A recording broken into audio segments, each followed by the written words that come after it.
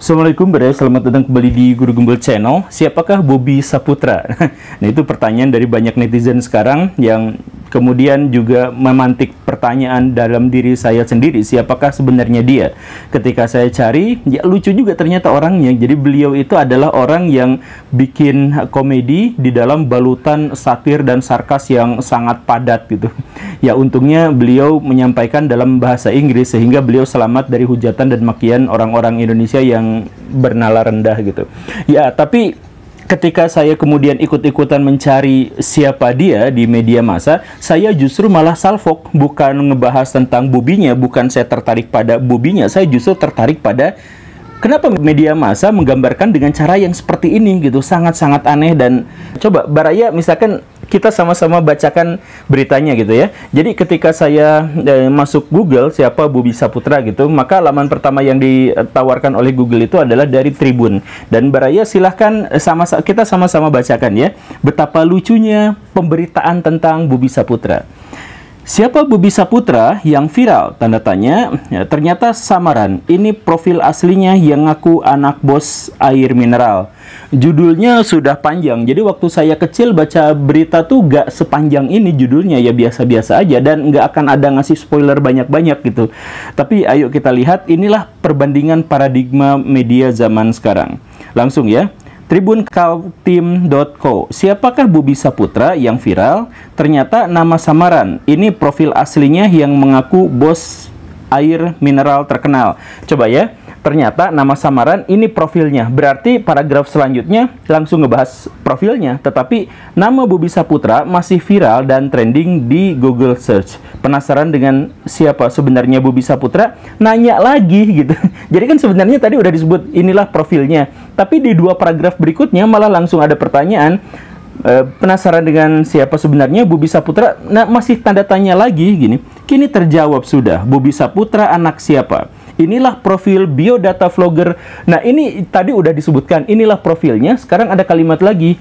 Inilah profil biodata vlogger yang mengaku putra pengusaha ternama dan anak orang terkaya di Indonesia. Wah, jadi ini sebenarnya kalimatnya sangat tidak efektif dan tidak efisien gitu. Coba lanjut ya. Ulasan seputar Bobby Saputra, anak siapa dan seperti apa profil biodata Ben Sumadiwiria, vlogger yang mengaku putra pengusaha ternama, sedang menjadi sorotan. Ini kan semuanya kalimatnya, informasinya sudah disampaikan di sebelumnya, tapi ini ditambahkan lagi ulasan seputar Bobby Saputra anak siapa mengaku pengusaha bla bla bla bla bla, sekarang jadi sedang sorotan. Sosok Bobby Saputra membuat warganet penasaran setelah ia mengaku sebagai anak bos air mineral ternama. Ini juga kan udah disebutkan di paragraf sebelumnya, ini diulang lagi di sini. Setelah ditelusur, nama asli pria ini adalah Ben Sumadiwiria. Kan juga disebutkan sebelumnya di paragraf sebelumnya. Sudah, aduh, kenapa? Nah, sosok Bobby Saputra membuat warganet penasaran. Ini diulang lagi. Setelah ia mengaku sebagai anak bos Aqua, ini juga udah diulang lagi. Jadi dalam satu laman diulang-ulang aja pertanyaannya, informasinya. Dalam sebuah video viral di TikTok, tampak sosok pria dengan tampilan old money dan mengaku bahwa ia dari keluarga pemilik Aqua. Disebutin lagi. Jadi Baraya berapa kali sih ini diulang-ulang seperti ini? Nama saya Bobby, keluarga saya pemilik Aqua. Ini adalah kutipannya, ungkapnya dalam bahasa Inggris di akun TikTok sekian-sekian-sekian, Jumat 24 Mei 2024. Selain itu, pada unggahan berikutnya, pria yang mengaku mempunyai nama Bobby Saputra ini mendeskripsikan dirinya sebagai anak miliaran dolar. Nama saya Bobby Saputra. Ayah saya membangun rumah ini pada 1923, katanya sambil memperlihatkan bangunan mewah. Karena ayah saya punya uang tidak terbatas, imbuhnya. Namun setelah ditelusuri, nama asli pria ini adalah Ben Sumadiwiria. Kan udah disebut 3 kali. Jadi saya baca berita zaman sekarang itu betapa ngejelimetnya gitu. Jadi satu halaman itu penuh dengan pengulangan-pengulangan informasi. Namun setelah ditelusuri, nama aslinya pria ini adalah Ben Sumadiwiria dan ia menyamarkan dirinya dengan nama Bobby Saputra. Iya udah tahu. Tujuan dia menggunakan nama Bobby Saputra hanyalah sebatas tokoh atau persona dalam konten. Itu halaman pertama yang kalau dipadatkan itu sebenarnya hanya satu paragraf selesai semuanya, tapi ini sampai satu halaman dan kita harus ngeklik halaman berikutnya, halaman keduanya. Lantas siapakah Ben Sumadiwirya? Melalui sebuah video podcast kanal YouTube Ben Sumadiwirya mengaku ia merupakan keturunan Indonesia Cina namun tidak tinggal di negara ini. Saya Cindo tapi tidak dari Indonesia. Saya tumbuh sebagai orang Eropa. Saya dibesarkan di Jerman dan Inggris. Ungkap Ben kepada Christian selaku host. Seperti dilansir Tribun Jatim. Oh, Tribun Kaltim ngambil dari Tribun Jatim dari artikel ini. Oke. Orang tuaku dua-duanya adalah Cina Indonesia, tapi mereka dibesarkan di Eropa. Saya 100% orang Eropa dalam konteks ini imbuhnya. Namun tidak diketahui secara pasti apa pekerjaan ayah. Kan judulnya profilnya apa dan di awal bertanya-tanya sebenarnya dia anak siapa, sebenarnya siapa dia. Tapi pas ujung-ujung udah baca panjang yang diulang-ulang itu, kalimatnya adalah namun tidak diketahui secara pasti apa pekerjaan. Ya ngapain juga bikin. Kalau tidak diketahui secara pasti ya bilang aja dari awal gitu ya. Namun tidak diketahui secara pasti apa pekerjaan ayah Ben Sumadiwirya. Yang pasti dia bukanlah pemilik merek air mineral yang kerap diklaim dalam kontennya. Sebelum dikenal dengan persona anak pemilik merek air mineral ternama, Ben rupanya merupakan seorang food vlogger atau pengulas makanan. Tak hanya menjadi food vlogger, rupanya Ben memang memiliki background sebagai seorang chef. Berdasarkan informasi yang dihimpun, Ben pernah menjadi koki di Etihad, bahkan menyajikan masakan pada penyanyi Adele. Nah, ini biodata Bobi Saputra. Nama asli Ben Sumadiwirya, nama populer. Ya, ini udah dari tadi dalam narasinya udah dijelasin. Nama populernya Bobi Saputra, akun TikToknya begini, jumlah followernya, akun IG-nya begini. Ya, ini mah gak usah nonton Tribun, kan tinggal kita udah lihat media sosialnya, kan dia dapatnya dari media sosial, kita nonton media sosial, karena itu kita bertanya-tanya soal ini. Jadi nggak usah dijelasin juga followernya berapa, apanya berapa gitu kan, kita nyari. Aduh, ya sudahlah. Jumlah follower di Instagram sekian. Berita lain, kisah pemuda baru sadar ternyata anak Crazy Rich di usia 24 tahun. Nasib seorang memang. Nah, ini tiba-tiba dalam satu judul berita ganti beritanya, tiba-tiba ngebahas tentang mau jadi apa ke depannya anak dewasa, sama halnya dengan, jadi tiba-tiba bahas tentang Zhang Zilong yang selama 20 tahun masa hidupnya ia mengaku selama ini hanya orang sederhana dan jauh dari kata mewah. Zilong sendiri sebagai anak miliarder termasuk tidak suka pamer kekayaannya. Kok kenapa bahas jadi Zhang Zilong yang tiba-tiba ada di Cina gitu? Dan ini hanya masih di judul yang sama gitu. Nah, ini kok kacau sekali gitu ya.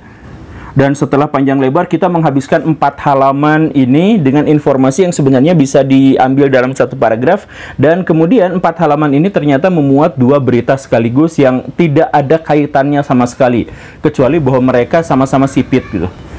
Nah, kenapa sih berita-berita zaman now itu bisa sekampret ini gitu? Saya mohon maaf ya, saya tidak menghujat Tribun, saya hanya mengkritik mereka, dan saya yakin kritik ini adalah kritik yang konstruktif gitu. Jadi kenapa sih media-media kita itu menjadi sangat seperti itu, dan bukan hanya Tribun ya, walaupun tidak separah Tribun, tapi banyak sekali media-media yang juga memberitakan dengan cara yang seperti itu. Kalau misalkan kita analisis kenapa berita-berita menjadi seperti itu, maka kita ambil 2 masalah utama yang menjadi masalah kembar. Yang pertama itu adalah bahwa zaman sekarang itu berita dan informasi itu bergerak dengan sangat-sangat cepat. Per detik muncul berita baru gitu. Dan berita-berita itu karena saking padatnya tidak memberikan kesempatan kepada para wartawan, pada jurnalis untuk bisa menyajikannya kepada masyarakat dengan cara dan penyajian jurnalisme yang ideal gitu.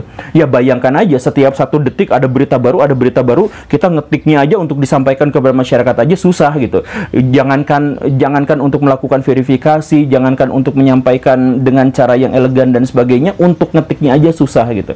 Kan begitu ya. Nah, karena sangat banyak beritanya itu, maka akhirnya Tribun dan teman-teman itu harus merekrut orang sebanyak-banyaknya untuk bisa memberitakannya. Jadi mau yang jago, mau yang enggak, mau yang sudah berpengalaman atau enggak, pokoknya kumpulin aja, tumpukin pokoknya untuk melakukan aktivitas-aktivitas jurnalisme. Itu kan seribet itu. Itu masalah yang pertama. Dan kemudian masalah yang kedua itu adalah bahwa arus informasi yang sangat ketat dan banyak itu itu ternyata bisa menjadi ladang iklan yang sangat luar biasa. Iklan sama dengan duit. Semakin banyak iklan, semakin banyak duit. Maka sekarang orientasi jurnalisme di Indonesia atau bahkan mungkin di banyak negara di dunia, masalahnya adalah mereka harus menyajikan berita yang sangat-sangat cepat, sangat-sangat instan, tetapi di satu sisi itu juga harus memberikan kepada mereka masukan dalam iklan yang sangat banyak. Makanya seperti yang diceritakan soal Bobi Saputra yang tadi itu, 4 halaman, padahal beritanya cuma 2 halaman. Dan berita 2 halaman itu sebenarnya hanya bisa disampaikan hanya dengan 1 paragraf. Tapi kalimatnya diulang-ulang semuanya dan sama sekali tidak rapi, sama sekali tidak esensial, sama sekali tidak bagus. Penulisannya apanya saya mohon maaf ya, tapi memang harus disebut bahwa itu tidak bagus. Nah, masalah-masalah inilah yang akhirnya tidak pernah dimiliki oleh jurnalis di zaman dulu. Dan dari situlah lahir yang namanya Tribun. Jadi Tribun itu kan sebenarnya anaknya Kompas, anaknya Gramedia gitu ya. Jadi kalau misalkan kita lihat Gramedia dan Kompas yang begitu bagus dalam jurnalisme, kenapa Tribun seperti ini? Ya mungkin karena Kompasnya itu adalah untuk kalangan yang begitu, sedangkan yang Tribun untuk kalangan yang begini gitu. Mungkin Kompas juga, ya saya nggak tahu dapurnya mereka seperti apa, tetapi cukup masuk akal kalau misalkan jurnalisme di Indonesia menjadi sekampret itu gitu. Dan kalau misalkan kita telusur masalah-masalah dari media di Indonesia saat ini, maka selain 2 kembar yang tadi itu juga menghasilkan beberapa masalah-masalah berikutnya, atau menunjukkan beberapa masalah-masalah berikutnya. Misalkan ada pertanyaan, kenapa sih media harus masang iklan sebegitu banyak di halaman-halaman begitu biar itu? Ya karena alasannya sederhana begini Baraya. Yang pertama, jadi wartawan itu gajinya kecil dengan tanggung jawab yang sangat besar dan resiko yang sangat besar. Coba, wartawan itu gajinya kecil, makanya kemarin-kemarin itu di Amerika Serikat, 2 tahun yang lalu atau setahun yang lalu gitu, ada sebuah survei yang menyebutkan lulusan kuliah jurusan apakah yang paling menyesal lulusannya. Ternyata yang paling tinggi itu adalah yang jurnalisme, yang jadi tukang wartawan, yang jadi tukang kayak gitu. Nah, itu yang paling bikin kesal gitu, yang paling bikin menyesal gitu. Kenapa seperti itu? Gajinya kecil, resikonya gede, kerjaannya gila-gilaan, nggak kenal waktu, nggak kenal hari gitu. Jadi kadang-kadang juga nggak ada hari libur. Pokoknya kalau ada berita langsung ada investigasi, langsung apa gitu. Dan banyak juga cerita-cerita bahwa mereka itu diteror, diancam untuk memberitakan sesuatu atau untuk tidak memberitakan sesuatu gitu kan. Ini nggak masuk akal gitu. Dan karena itu banyak sekali orang-orang yang menyesal setelah masuk ke jurusan jurnalisme. Kan begitu. Nah, mungkin karena alasan inilah kemudian media-media masa sekarang sekarang arus informasi menjadi semakin banyak, tapi jurnalis-jurnalis dan wartawan-wartawan mereka tidak digaji dengan memadai. Bingung kan? Nah, akhirnya memunculkan Tribun dengan SEO-nya ini gitu. Search Engine Optimization, ya gitulah namanya gitu ya. Nah, ini juga diperparah dengan fenomena zaman sekarang ketika media sosial dan media massa sudah benar-benar menyerang manusia dengan informasi yang berlebihan, yang terlalu banyak, maka akhirnya kemampuan masyarakat di dunia, khususnya di Indonesia, dalam menulis dan menyampaikan pesan itu turun drastis. Baraya cek sekarang joki skripsi itu, joki tesis, joki disertasi itu masih tetap tinggi permintaannya dan menghasilkan uang yang sangat banyak. Karena semakin banyak orang yang tidak bisa untuk bisa menulis dan menyampaikan pesannya. Dan ditambah lagi sekarang ada chat GPT, ada apa segala rupa yang memudahkan sehingga cek aja lulusan-lulusan kampus zaman sekarang itu sebenarnya memiliki kemampuan menulis yang sangat standar atau bahkan di bawah standar. Skripsi mereka atau karya-karya ilmiah mereka itu banyak yang sebenarnya nggak bener, nggak becus, tapi diloloskan. Kenapa? Karena lolos tandang gitu. Jadi si universitas banyak juga sekarang yang kapitalis. Jadi mau lulus mau nggak lulusin aja karena mereka SPP-nya murah gitu. Jadi kalau misalkan yang tarif baru, SPP baru itu kan harus dari mahasiswa baru gitu. Jadi banyak mahasiswa-mahasiswa kita yang sebenarnya nggak layak untuk lulus, diluluskan sama universitas gara-gara universitasnya nyari duit, kan begitu. Nah, makanya di dunia jurnalisme sekarang kemampuan untuk menuliskan itu menjadi sesuatu yang lebih langka gitu, menjadi sesuatu yang lebih sulit. Masalahnya nggak selesai di situ juga. Sekarang ada tantangan baru, yaitu apa? Jurnalisme warga atau jurnalisme civil ya kayak gitu. Jadi maksudnya gini, Sekarang, untuk meliput sesuatu dan memberitakannya, tidak usah kuliah jurusan jurnalisme, tidak usah bisa bikin tulisan yang bagus, dan lain sebagainya. Tidak. Sekarang, hampir setiap orang memiliki akses untuk melakukan itu. Selama dia punya HP dan dia memiliki media sosial, maka dia bisa melakukan itu, gitu. Jadi sekarang jurnalisme warga, jadi misalkan kasus yang Peggy kemarin, gitu ya, kenapa bisa sangat viral dan yang sebagainya? Karena massa melakukan jurnalisme juga, gitu.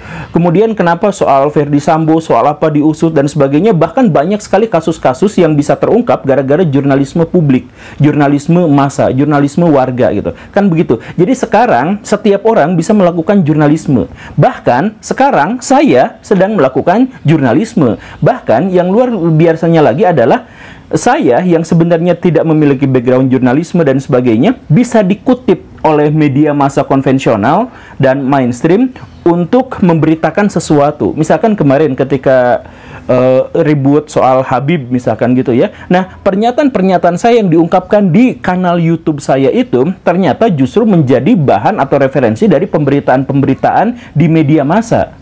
Kan begitu. Jadi setiap orang bisa untuk melakukan jurnalisme. Jadi sekarang Baraya bayangkan, udah menjadi wartawan itu susah, gajinya kecil, resikonya gede, kerjaannya di luar Nurul, aktivitasnya benar-benar frekuensinya tidak bisa ditebak dan sebagainya. Sekarang harus bersaing dengan media yang memberitakan dengan jurnalisme warga itu.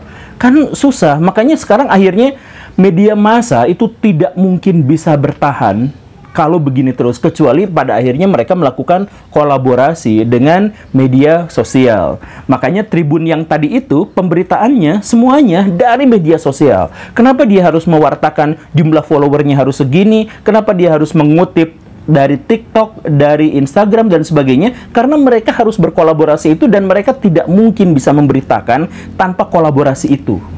Nah, jurnalisme warga inilah pada akhirnya yang menyebarkan hoax. Karena jurnalisme warga itu tidak ada badan verifikasi dan lain sebagainya, maka mereka itu sangat kebingungan kalau misalkan menentukan mana yang benar, mana yang tidak. Akhirnya apa? Ketika berkolaborasi, maka media massa mainstream ikut-ikutan menyerap hoax, kebohongan, tendensi dan sebagainya dari jurnalisme warga ini. Makanya kalau misalkan Baraya cek, itu ada sekitar 94% berita hoax di Indonesia itu dimulainya dari media sosial yang justru malah masuk ke media-media mainstream. Jadi sekarang benar-benar tidak apa ya, kita tuh tidak bisa mengandalkan berita secara sepihak gitu, karena semuanya sudah penuh tendensi, sudah penuh bubble, sudah penuh dengan kepentingan-kepentingan yang informasinya justru malah tidak relevan gitu ya, kayak tadi itu. Jadi itu mah hanya untuk menarik viewers aja tanpa memberitakan sesuatu yang baru atau sesuatu yang dibutuhkan oleh masyarakat gitu. Nah, berarti sekarang media sosial layak dong sama KPI harus diverifikasi? Tidak.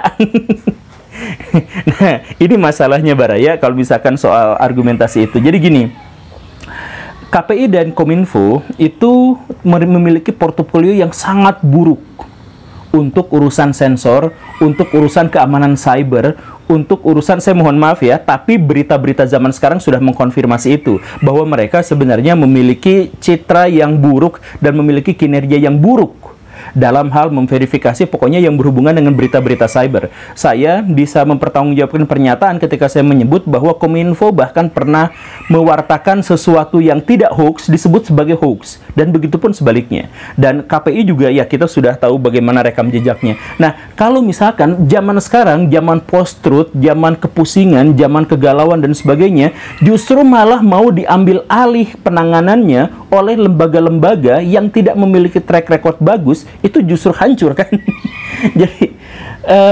Jadi sekarang bangsa Indonesia itu belum siap terhadap post-truth.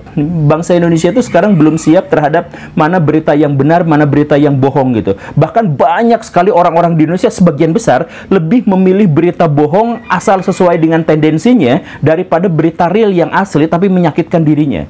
Jadi banyak sekali kasus-kasus lah, misalkan ketemu dengan sekelompok anu, mereka mengatakan mau diberitakan bagaimanapun kami tetap mencintai klub anu gitu, mau diberitakan kayak gimana pun kami percaya tetap klub anu gitu. Jadi mereka rela untuk hidup dalam kebohongan, mereka rela untuk hidup dalam kepalsuan, yang penting mereka ada dalam satu kelompok dengan tendensi tertentu saja.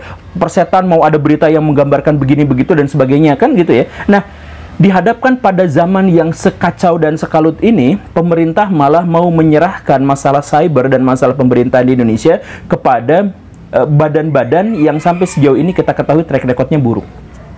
Kan gitu ya.